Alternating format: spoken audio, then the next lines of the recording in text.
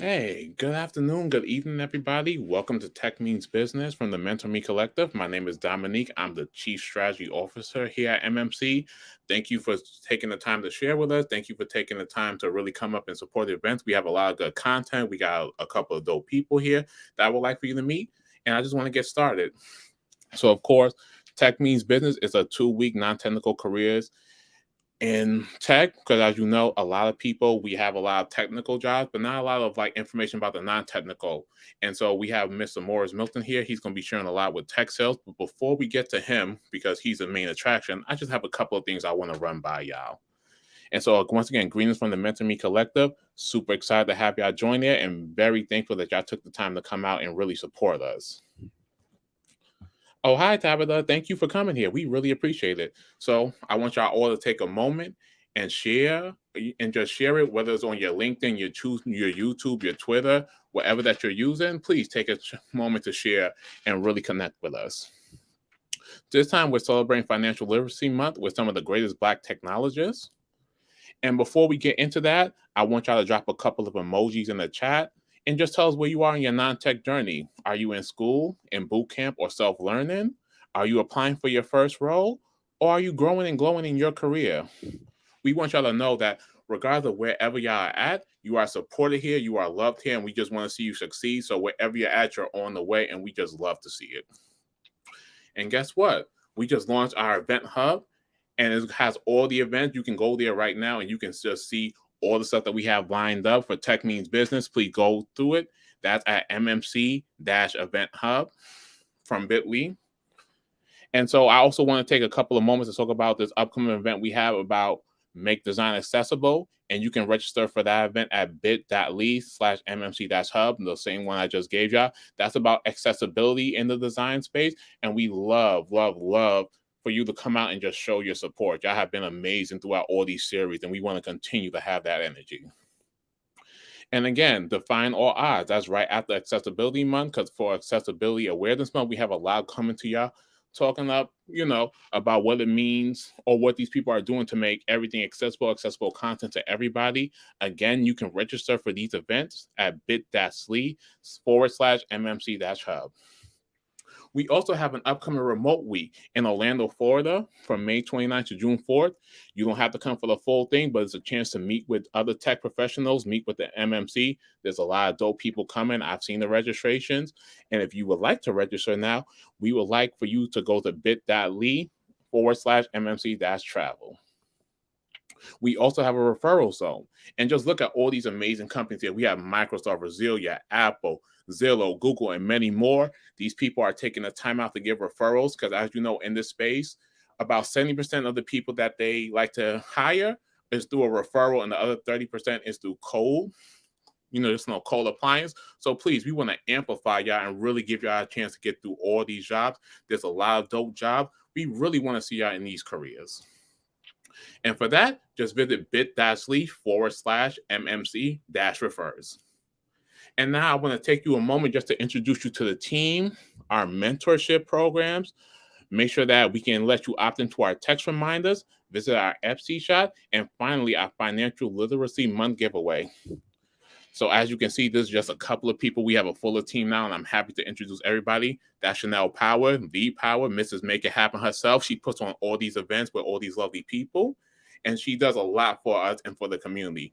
You have my COO, Jovan. By day, she's a software engineer, and by night, she's a COO here. She does a lot for the community as well. She's always down to refer, really dope girl. And she also has a YouTube channel that details her journey just getting into tech. Really insightful, really amazing. I hope that y'all take the chance to go and see. And then you have me, I'm just here, the Chief Strategy and Business Officer. I'm just here to make them look good. Know what I'm saying? What the know I'm saying? And we also have other people here. We have Sade, one of the dopest designers I've seen. She designs a lot of our merch. And guess what? She does so much here and just in the design space. Crazy talented. We love it. We have my mistress of chaos over here, the DJ from the West Coast, Kiara. She does a lot of hosting for us. She also DJs. She does so much. Just truthfully a dope person. And also Sharika, who's our lifestyle content designer. She actually has a lot of good things coming to y'all that will be on our devotional page here. And I hope that y'all take a chance to really, really take a look at it. Really great stuff. And of course, if you want to join us, we're always seeking volunteer inquiries, and you can go to bit.ly/MMC-T and select volunteer inquiry with Javon. But now we also have something else that we want to do for you all. Did someone say free career coaching? Y'all ain't saying in the comments, but I heard the thoughts. So here, we're actually trying to open up for everybody. We actually have a mentorship program that's opening up in our Q3. And with that, we want to make sure that whether you're a mentor or a mentee, you're really doing your job to help the community. I didn't know how important it was to have a mentor until I got into the space. And I'm just very thankful for her. She does so much for me. And I'm telling you, we want to really be that bridge to help you get into those better careers. And if you would like to become a mentor or a mentee, you can go to bit.ly/MMC-mentee or bit.ly/MMC-mentor. Please take a look at that. To opt into our text reminders, please take a chance to, or rather take some time to text MMC to 866-901-1914. Trust me, we will only tell you about events and giveaways. We're not trying to spam you. We're not like that. And also, again, I talked about Sade and some of the great designs that she has. Visit our Etsy shop, and you'll be able to see all of that. It's really a lot of dope stuff over there. A couple of our people have taken pictures with it. Really dope material. Well, what's an MMC event without a MMC giveaway? That's right, folks. And so to opt in, very simple stuff. Attend all our sessions, and if you can't bring a friend, take some notes, grab a pen and paper, connect with us on all social media platforms that you're able, and complete our online quiz. And of course, we have a really dope photo booth. All you're going to do is take your phone right here. You're going to scan the QR code, and it'll bring you immediately to our photo booth. Take a picture and just tag us in it. Again, take the quiz. Please take notes, because as much as they're giving their dope information, we want to make sure you're paying attention. If you can tag us in any social media post, that would be good too. And of course, text MMC to 866-901-1914 to, opt into our giveaway quiz. And these are just some of the dope filters we have here. We have the lovely Taisha, you have Chanel, and you have myself. I'm an all right looker, just a little bit. And of course, once again, just scan that QR code, and it'll take you right through there. And these are just some of the giveaway parts we have. Apple just released their Apple AirTags. We have a HomePod Mini. We have a Hydrate water bottle, and we have NanoLeaf smart light bulbs. But now, who's ready for the main event? Because y'all didn't come to hear me yammer. I'm going to bring up the two people here. I want you to give it up for our host, one of the dopest DJs that I've ever heard of myself, Miss Kiara. Hey, Dom. Thank you for that eloquent intro. And have y'all been paying attention to all the things that we're giving away? Please tap in all week long, all 2 weeks long, so that you get those dope ear tags. And really tap in with the community, because Chanel and Mental Me Collective really does a lot. But myself, I am by day business analyst / pivoting into product. And by night, I DJ, produce, and for the Mentor Me Collective, I'll be your host. But enough about me. We came to talk about tech sales today. And the man of the hour himself, I've got the privilege to hear a little bit about his story. So I'm really excited to hear what he has to share. But right now, we'll have Mr. Morris Milton come up for y'all. How you doing, Mr. Morris? Hey, is everybody hear me all right? Yep. Perfect. Hey, Kiara. Well, I appreciate the intro. Super excited to be here with everybody today. Just to give you a little bit of background on me and kind of set the tone or set the pace for what I want to kind of go over today with everybody. First I want to touch on a little bit about my background. Then I want to jump into my journey. And then I want to jump into what the role is where I'm at present, right? Which is the RVP of Employer Partnerships at Handshake. And the reason I think it's important to, am I blurring out? On my screen, I'm blurring out. Just a little bit, Yeah, okay. Cool. And the reason I want to touch on my journey is because I think it's important that people understand, all the different kinds of pivots and all the different things you have to kind of overcome in order to get to where you're going. It's not a straight line. At least it's not a lot of times for folks like us. And so I want to talk through that. So appreciate the introduction, Kiara. So thanks to everyone who decided to spend time with me today. When Mentor Me asked if I would be open to speak about tech sales, I jumped at the opportunity. I apologize that it's so blurry. One of the drivers for my path to leadership was being able to influence and expose people of color and underrepresented groups in general to tech sales. This is terrible. Like the blur is messing with me. Listen, they came to hear your voice. I'm sure you want to see the good looks. Right. They're here to hear you. For those who don't know me, my name is Morris Milton. I'm the RVP of Enterprise Employer Partnerships at Handshake. And if you're unfamiliar with Handshake, we're the world's largest network of early talent. With a three-sided network of over 1,500 EDUs, boot camps, and junior colleges, 22 million students and alumni, and over 600,000 companies leveraging the platform. Our mission is to democratize opportunity. And really what that boils down to is taking the serendipity out of your first, second, and third career opportunity. As you learn a little bit more about my background and my career journey, you will see why our mission resonated so much with me. We'll be up there. So me and Kiara rather will be taking a step down. She'll be joining you up towards the end for our Q&A, but the stage is all yours, Mr. Morris. Take it away. Perfect. I'm going to go ahead and share my slides. I think you guys can see. Oh, it's cool. Perfect. So as I talked about a little bit, the agenda for today is 1, my background, 2, my journey, and then 3rd, where am I at today? And I'm going to talk a little bit about my roles and responsibilities, what I look for in account executives, and answer any questions you guys have. So as I'm going through this, I want this to be completely interactive. Please feel free to jump in at any point, throw up hands. I don't know how we're managing the questions, but I definitely want you guys to get involved. Ask as many questions as you want. That's really, again, one of the main reasons why I got into leadership is that I wanted to expose everyone to tech sales, specifically folks of color. If you ask my girlfriend, she'll tell you, like, basically everywhere I go, I live in Houston.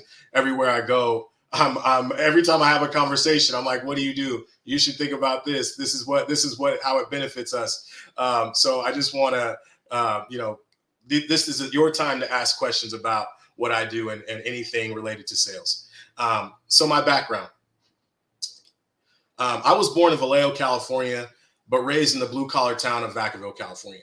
Both my parents were the farthest things away from the tech industry, with my mother being a teacher in the Fairfield School District and my father an ex-Vietnam vet working as one of the plant supervisors for Chevron Refinery in Richmond.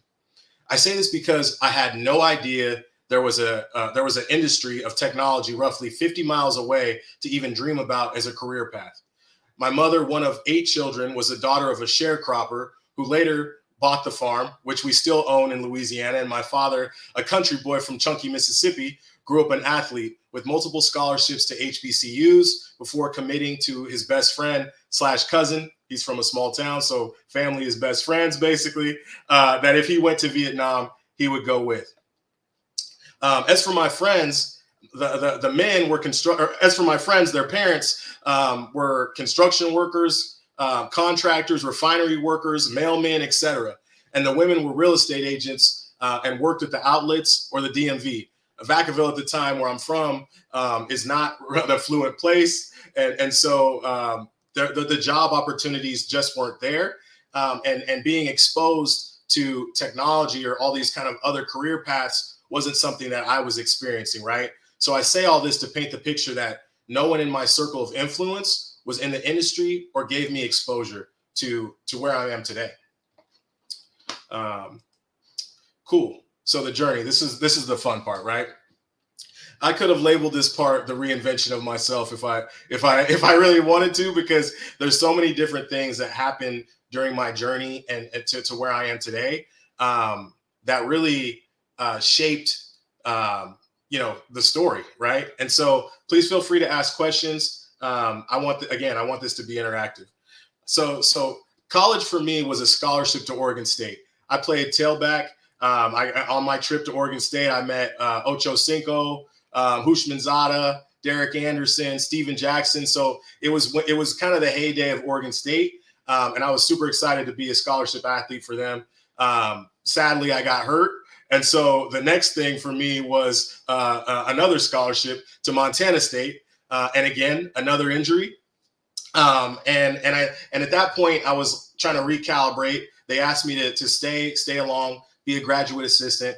So I helped as a wide receivers coach for about a year or so until, you know, my kind of term ended. And I went back to school in the Bay Area for sound engineering. And so while I was back in the Bay Area, I worked with a ton of different folks. Clyde Carson, who was, you know, part of the team during the hyphy movement. He was a really big influencer, you know, in that scene. And I was lucky enough to work with him when he first got signed to Black Wall Street. So I set up the studio. I was recording the tracks. I produced a little bit, and kind of that was where I was sitting while I was in the Bay Area going to school for music. Also worked with folks like Droopy, so E40's son. At that time, I was really entrenched in, you know, Bay Area music. So I was working out of E40, or not E40 studio. My buddy Miggs was working out of there, but I was working with Too Short. I was working out of Too Short studio, one of his studios in Oakland, downtown Oakland. I would be working in High Street studio, so I was all over the place. Fast forward to 2011, and I'm now in LA working with Big Sean and Don Cannon on Finally Famous 3. I'm super connected in the LA music scene, but still not making a ton of money. And when I got a call from my brother, and I like to talk about this because this was like the thing that completely shifted my trajectory and to where I've gotten today, right? And so he called me and he said, "Hey, you know, I'm super proud of you. All that you've been able to accomplish, you know, in a little time. I've been in LA for maybe 8 months, and I'm already working on all these different projects. I had the real Rick Ross coming into the studio. So not Rick Ross, the rapper, actually Rick Ross, the person Rick Ross based himself off of, was coming in. They were shooting a documentary on him at the same studio I was at. You know, actors were coming in and listening to me make music. So I accomplished a lot in 8 months. But my brother said, just make sure this is what you want to do, because you basically don't want to get to the point where you're 35 years old and you're an SDR or a BDR, right? To put it in sales terms. And that was really, that kind of blew my mind, so to speak, right? Because I think the way that I think still to this day is very long term. So everything for me is about what's next to get to next. Like, I don't think about things in one step forward. I think about things. That's exactly right, Hayden. I think about things in steps like chess. Like, if I do this, that will trigger this, that will trigger that. And so that's the way I would always thought about my life. That's the way I think about all my decisions. And so when my brother said that, I was like, all right, that actually makes a lot of sense. And I kind of took a little bit of a step back and said, okay, is this what I want to do? I still was making music, but I just got my first job in sales at ADP, and I'm making music. And yes, that's the E40, Chanel. And so I just started making a pivot into sales, and still kind of a foot into music. But then my father got sick, and that's kind of really what took me from LA in the music scene out to the Bay Area and into tech. So didn't really have any connections in tech, but I had a friend that was living with a friend, and he let him know who I was, and I was able to get a job as a BDR at a company called Autonomy, which is kind of the baseline, or like the starting point for my tech career. Autonomy was little known by a lot of folks, but it actually was like the Oracle of the UK. So eventually was bought for like $12 billion or something like that by HP.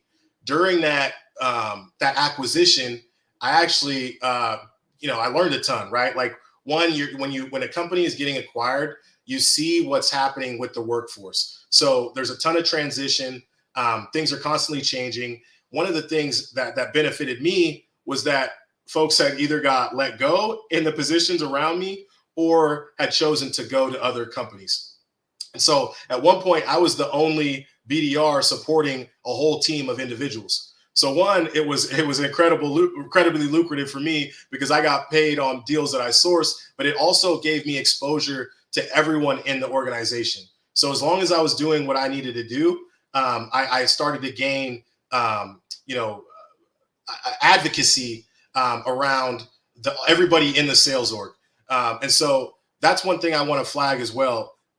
With all of us in our journeys, especially being folks of color, it's extremely important that we find advocates in our careers as we kind of go throughout our journey, to help build us up, help kind of give us those referrals, and they got to be folks outside of our culture, right? We're going to have the folks in our culture helping us, pushing us forward, but you need to find folks that don't look like us or don't look like you to help as well. And it goes both ways, right? And so I want to just kind of flag that, because that is a theme that goes across my career. So from that BDR role at Autonomy, I then moved up to BDR, not BDR manager, but BDR team lead. And so basically what that meant was I started to hire the rest of the BDR team and bring those folks into the organization, as well as manage the conversations, talk about, how they're doing from a productivity standpoint and things like that.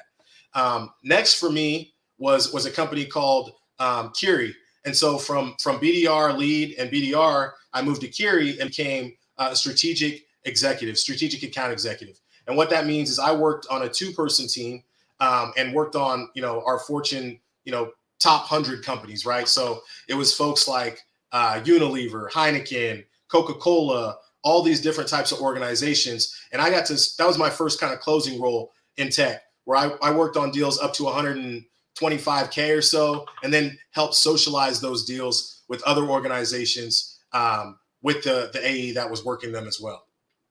And again, the theme here as I go through this stuff, and I meant to flag that before I went forward, is that with every position I was taking, since I was late in my journey into sales, I wanted to be extremely intentional with every step, right? So meaning every job I took, it was going to lead to one of 3 things: either more income, an opportunity to learn more, or more responsibilities. And so you'll see that theme as I kind of go on throughout that. One of the things that I want to talk about with Curie, which was so important for me, was those advocates, right? Because it led to my next job. So the woman that sat behind me ended up getting recruited to Dropbox. And so I had a great relationship with her. Curie was a really small organization. Literally everybody in that company I had a good relationship with. And I think it's important to remember, specifically when you're working in these small organizations, that it's kind of like a family, right? And so you want to kind of put your best foot forward, make sure everybody knows who you are, make sure everybody knows what your strengths are, as well as your weaknesses, so that they can support you in those. And Curie was a great experience for me. But that's when my father passed, right? So I had mentioned earlier, my father was sick when I moved back to the Bay Area. He passed when I was at Curie. And I basically kind of shut down for a little bit. I took about a week off, which is just kind of how I am. I took a week off and tried to go back to work and thought everything was going to be okay. But basically I had to do a presentation internally. It just wasn't resonating. And I decided from that point, I need to take a step back and actually go just be with my mom, make sure she's all right. My brother was living in Argentina at the time. And so I was kind of the backbone of the family for that period. And I just wanted to make sure my mother was good. While I was back home in Vacaville, again, I talked about that woman that was at Curie with me. She had been recruited for the Lighthouse team. And so she had been talking about them without me knowing for a long period of time. And they've been recruiting me. And so I said, all right, it's time for me to kind of get back out into the world. I didn't take that long of a break, maybe a month or so. But again, this is the theme here. It's like, you don't have to do much as long as you are building these advocates. I didn't have to do anything to find this job. This job came to me. And luckily, again, this is an incredible company. Dropbox was $1 billion, organization, quote unquote, unicorn. And so by having that advocate or building that advocacy at Curie, that kind of led me into my next role as senior mid-market and then enterprise account executive.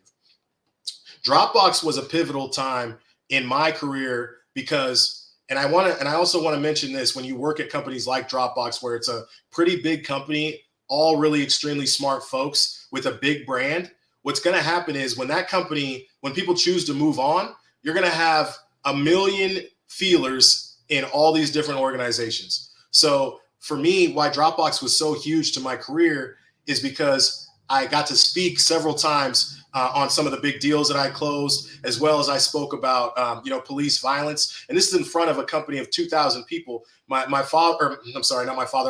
cousin had been actually gunned down by police in Vegas. So when this was a big topic around 2014, he had been shot the year or so before. And so I was asked to talk about that and kind of really give the perspective of somebody that works with them on what this looks like and how it's affecting, our culture, right, as Black folks. And so the thing that was really, I look back at it now, and I was so blessed at that to be at Dropbox, is everyone kind of saw what I could accomplish before I did. I was still in a haze of my father's passing and things like that, but I was still somehow, being a high performer. So I closed the largest mid-market deal at Dropbox at that time. And I spoke several times. So people knew who I was. My brand was resonating through the organization.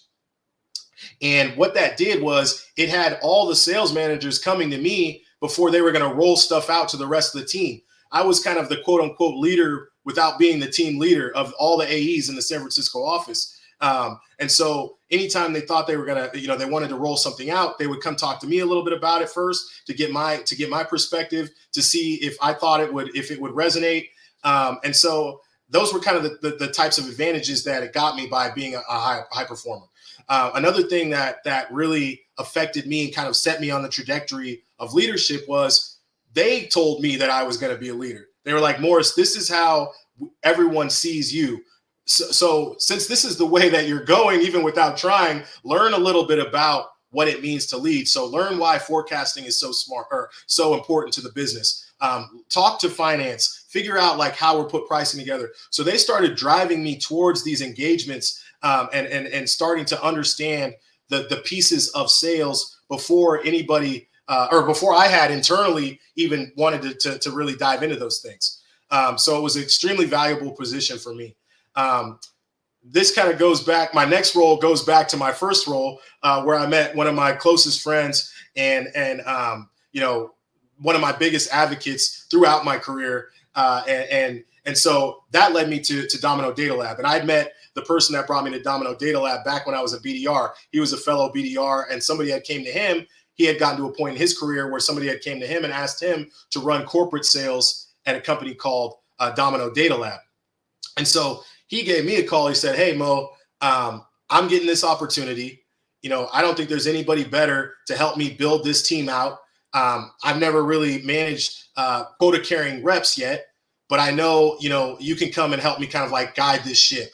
And so for me, I was already starting to think about leadership, right? Because of the conversations that I was having at Dropbox. And I knew that I was going to have the opportunity to work with him, not only build out that corporate sales team, but also build out processes, MSA processes, like all these kinds of things that I would later use in my career, right? And again, it goes back to what I said earlier. The way I think is multiple steps ahead of where I'm at.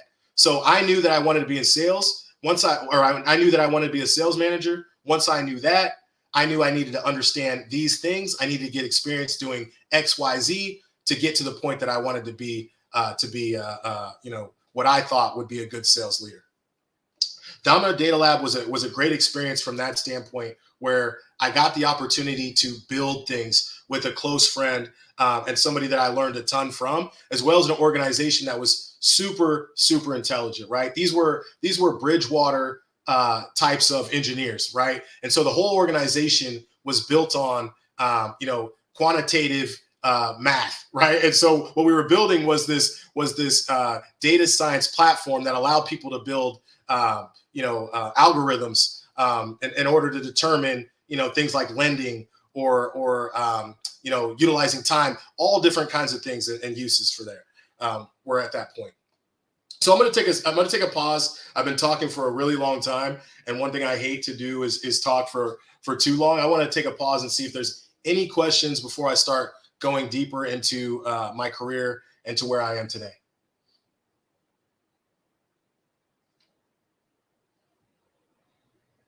No questions. You guys are gonna leave me hanging, huh? All right, I'm gonna move on. And so Domino was awesome, but it wasn't the right fit for me, right? From a culture perspective, I don't think it was It was Mo. I was used to working at Kiri. I was used to working at Dropbox. Both organizations had, some of the best cultures that I'd ever had. Yeah, yeah, I do. Yeah, I think I do. I need to go back and look at that. But so now the questions are coming in. You have any sales experience before your first video? So, Rahit, I will answer your question. I got to go back online and figure it out. But that name sounds familiar. Bliss. So to answer your question, I had done a few different things here and there in terms of sales. As a young person, right? But moving from that into a real kind of sales job. My first sales job was actually at ADP. So ADP is the world's oldest payroll provider and HR solution. And so that was my first kind of swing at sales. And I would have stayed there, but my father got sick back in the Bay Area. And so I chose to leave that job in LA and move back to the Bay Area to be closer to my family. Chanel, when you were younger, did you have yeah. So yeah, Chanel, I definitely did. So I was selling fruit snacks. I was selling what else? I sell blow pops, pixie sticks, basically anything. I mean, I'm from a blue collar kind of town, so everybody was doing some type of hustle, and definitely learned how to go in and sell different things at a young age for sure. Hustle and motivate.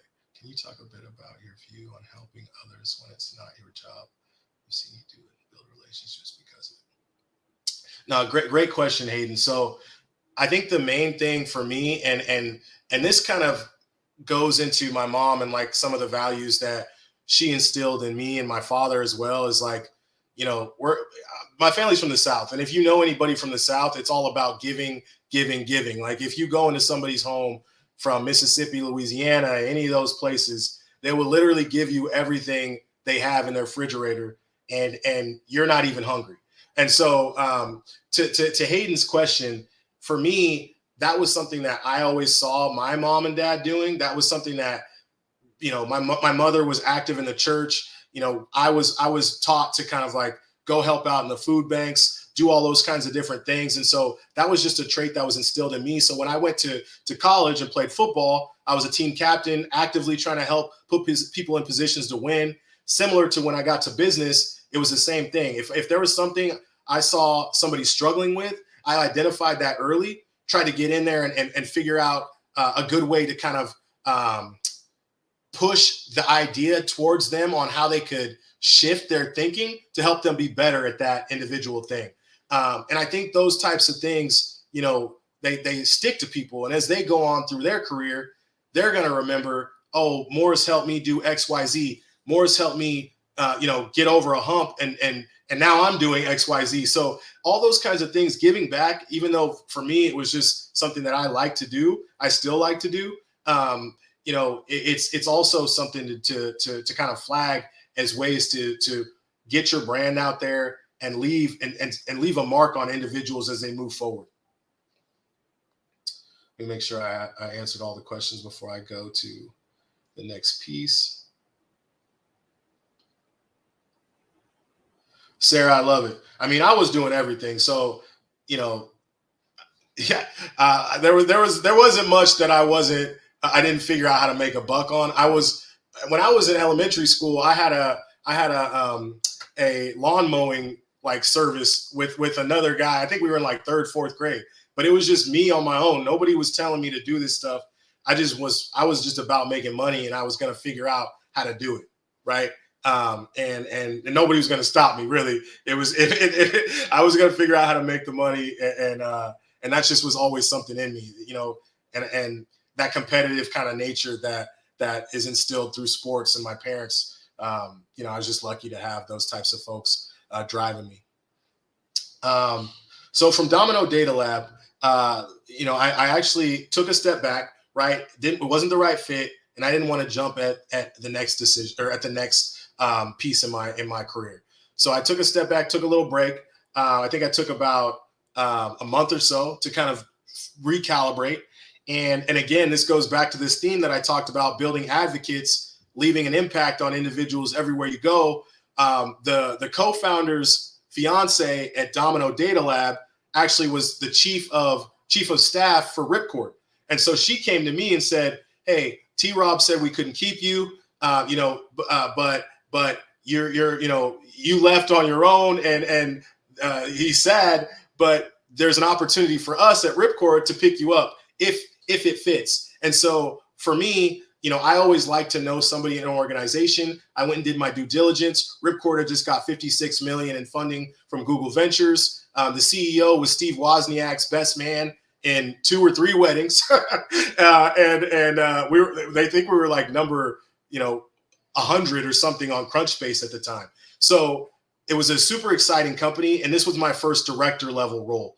And so one thing that was impactful with that piece of my career and why it was so important for me to have that step in my career is because it was basically building everything from the ground up, right? I'd done a little bit of it with Hayden at Domino Data Lab, but I had never gone to a place that had no product, really didn't have Salesforce, any of the technology you need to do outreach, didn't have SDRs, I didn't even have a head of sales to report to.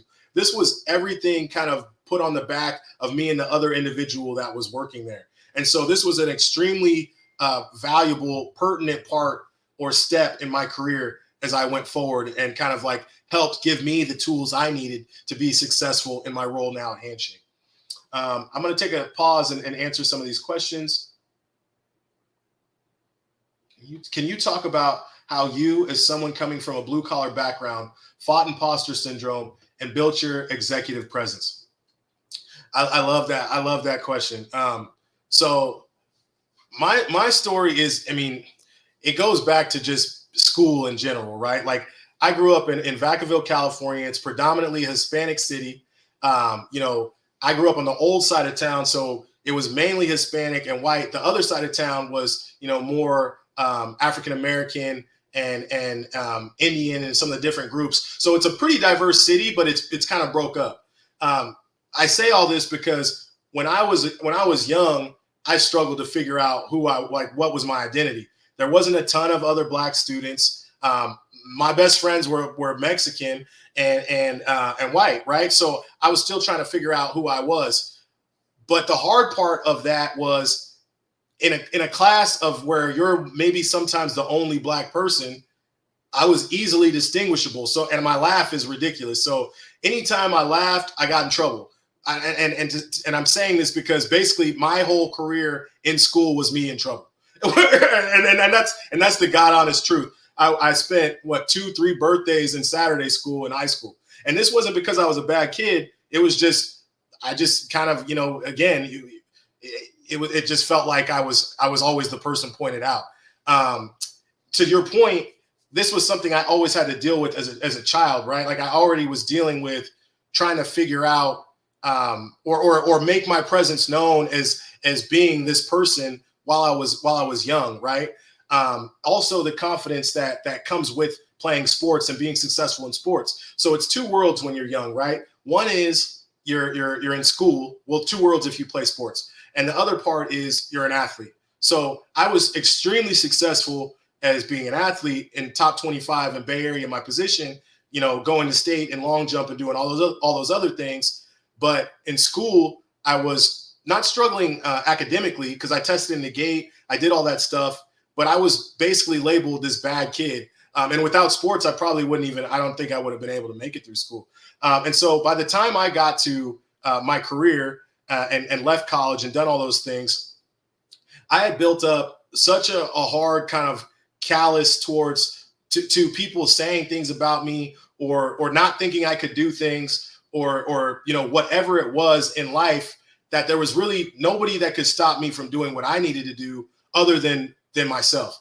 People still to this day, I'm sure, doubt that I can do certain things. But what I've realized is, I've been nervous before my first football game. I was nervous before my first track meet. I was nervous before my first presentation.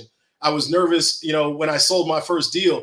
And every single one of those things I was successful in. So when you look back at what you've done, remember that it wasn't really that hard. It's just we get nervous because it's unknown. And I say this because for me, I think about that stuff all the time. I internalize. I've made it through every obstacle that was put in front of me. I've made it through, and yeah, sometimes it was painful.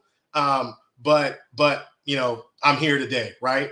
One quote that I heard on, I was watching 20s, I think, and one of the women said was,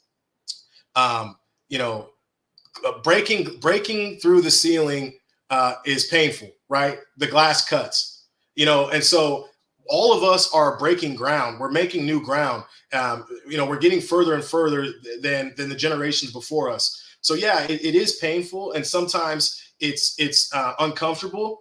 But just remember that nobody can stop you from doing what you want to do other than yourself. And if it doesn't happen at that company, go somewhere else that values you until you figure out where your place is, because there is a place for each one of us at some organization who's going to see the value in you, and you're going to really then be able to thrive. I was lucky because, I guess at almost all these companies, I was able to do something that people saw something in me. But with that said, it's not always going to be like that. You just have to remember that you have something to offer an organization, and don't stop or let anybody else tell you different. Thanks for that question.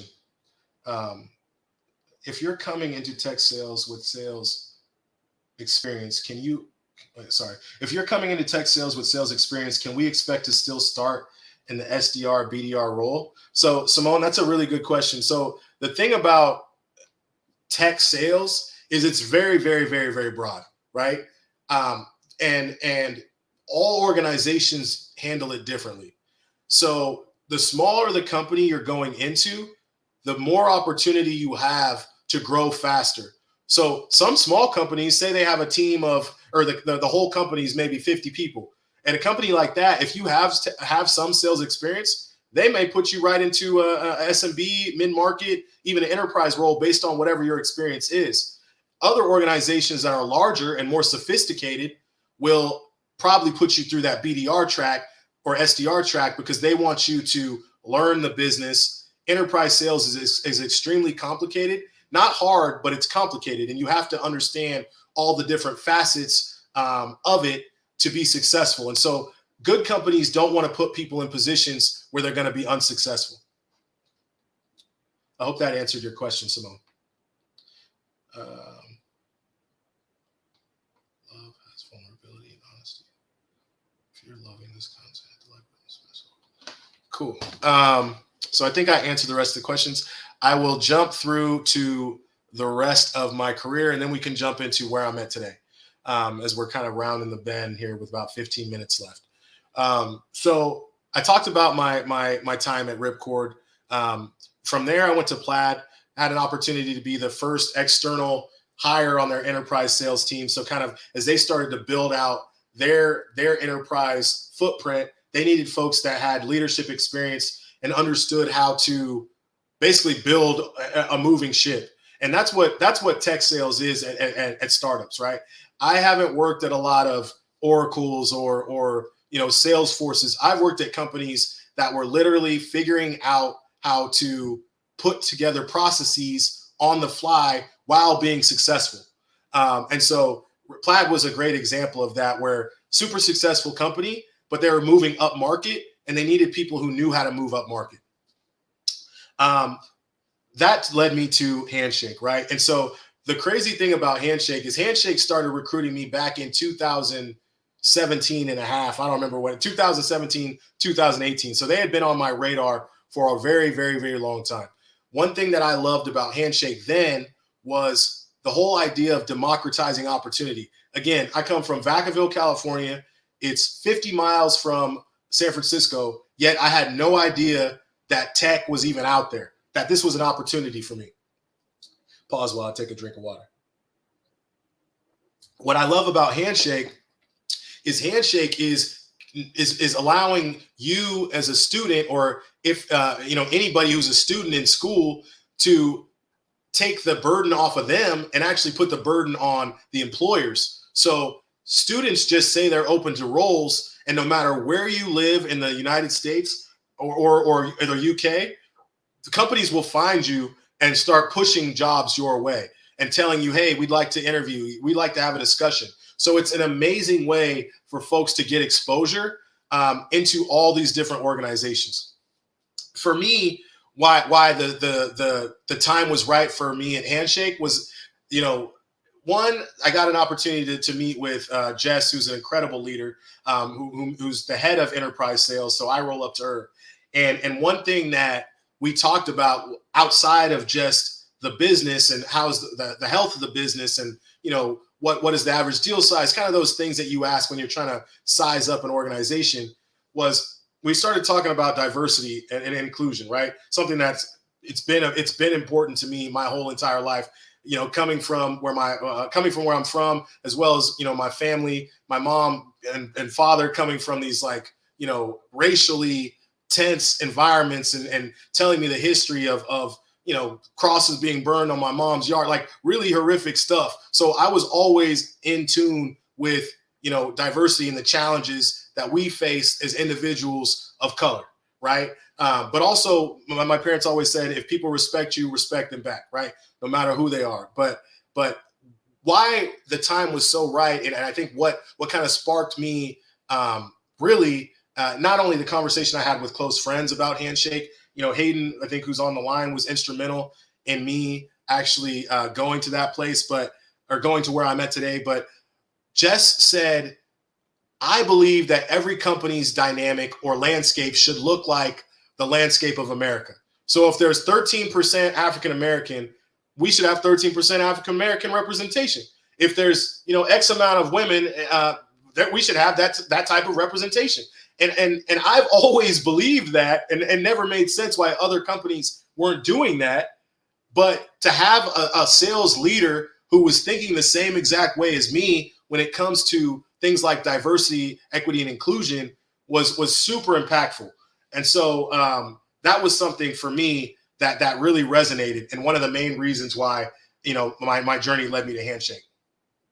Also, again, just the whole idea of democratizing opportunity is just so powerful and representative of myself and really what I do every day and try to accomplish when I go out into the world and tell people about tech sales, especially folks of color, women, everybody. I try to make sure they all have a little bit more knowledge on the space than they had before they met me.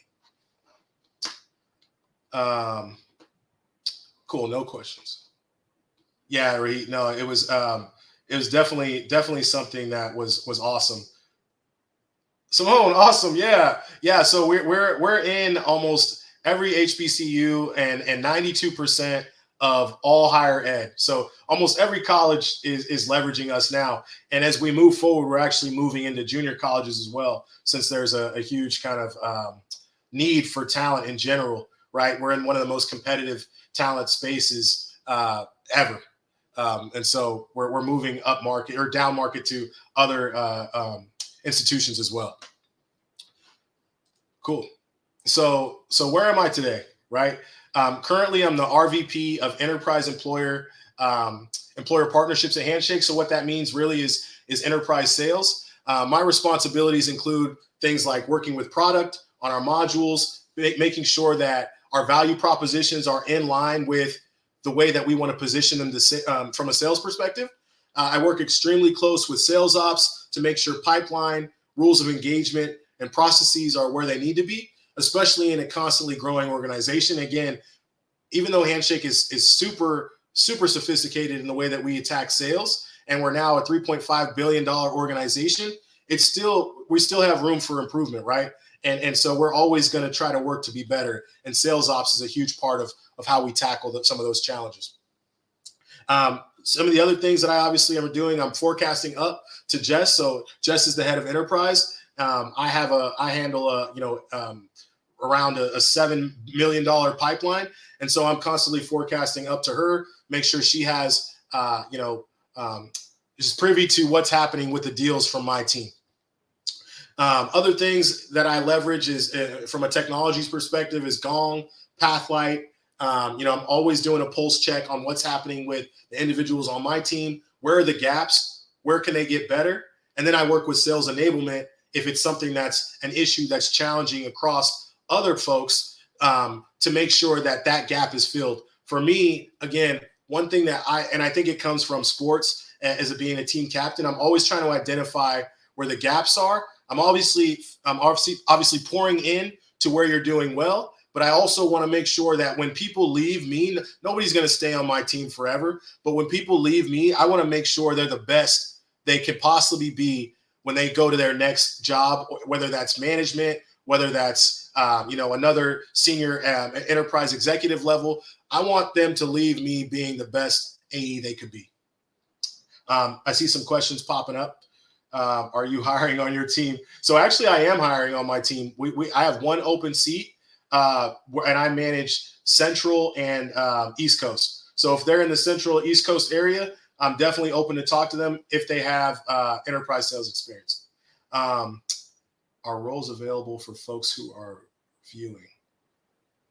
Chanel, can you elaborate that question?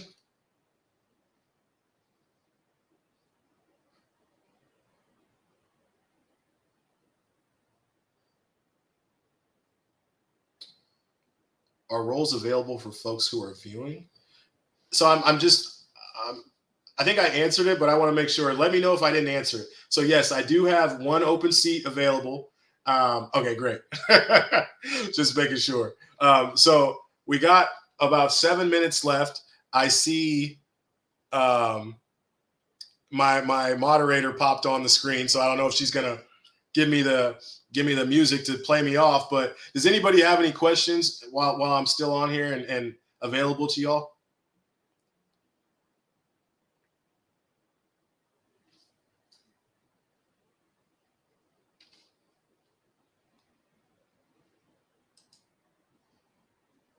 I have a few questions for you, actually.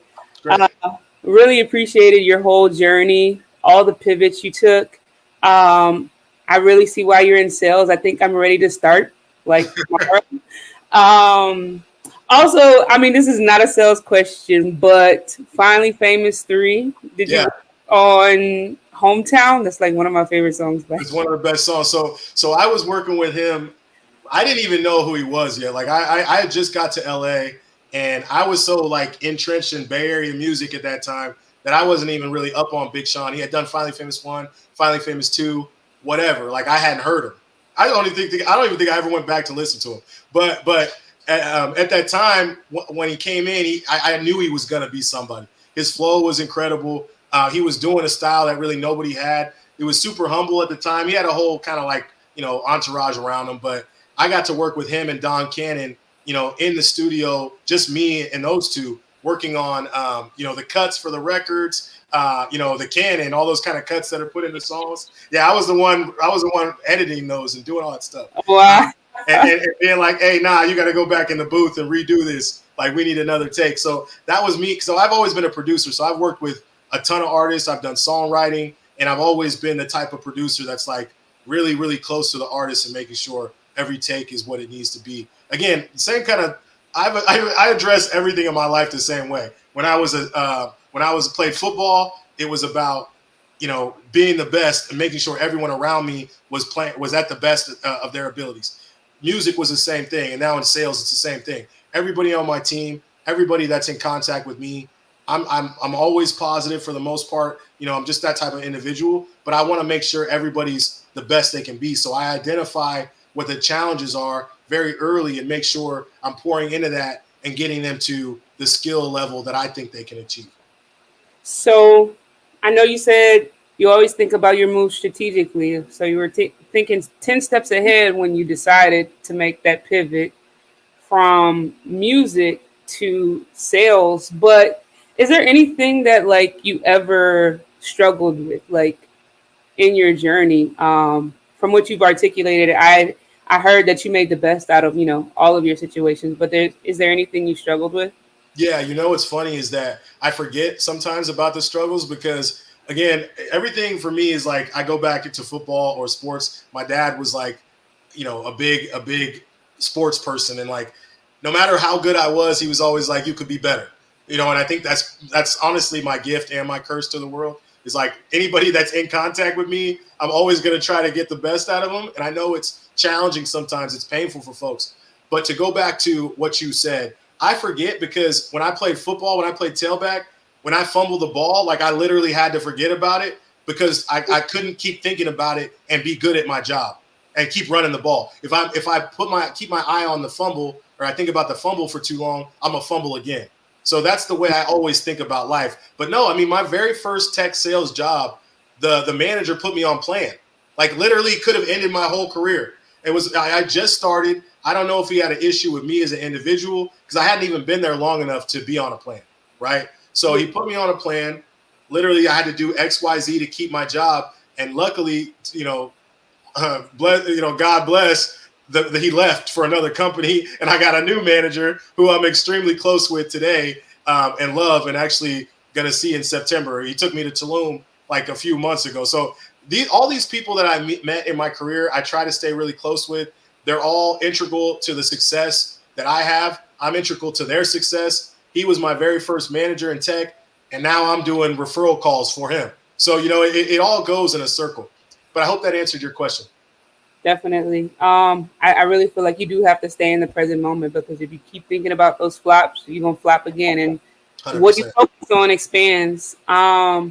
So it seems like, especially at Handshake, you all do well at developing, early talent. What about people who've never considered tech sales? Like, what are some key skills that somebody could just be innately good at or can hone into to really make a great career out of tech sales? That's a great question. So one of the main things that I think makes a really good seller, and it just starting out, like if you're just an SDR, is somebody who's always wants to learn more. My mom was an educator. She took me to every museum within 100 miles of Vacaville, California. And she's still to this day constantly going out and seeing new things, learning new things. She just went to the church that Martin Luther King used to give his sermons at in Atlanta. So she's still on her mission to learn. She instilled that in me. And being inquisitive when you're going through the discovery process with customers is literally the foundation for every deal. So if you're somebody who likes to learn more, likes to have conversations, enjoys people, and actually not everybody in sales enjoys people. I think that I do. I love people. Like I'm somebody who I get energy from people. I also need a break sometimes. I do need to be by myself. I recharge by myself, but I do love people.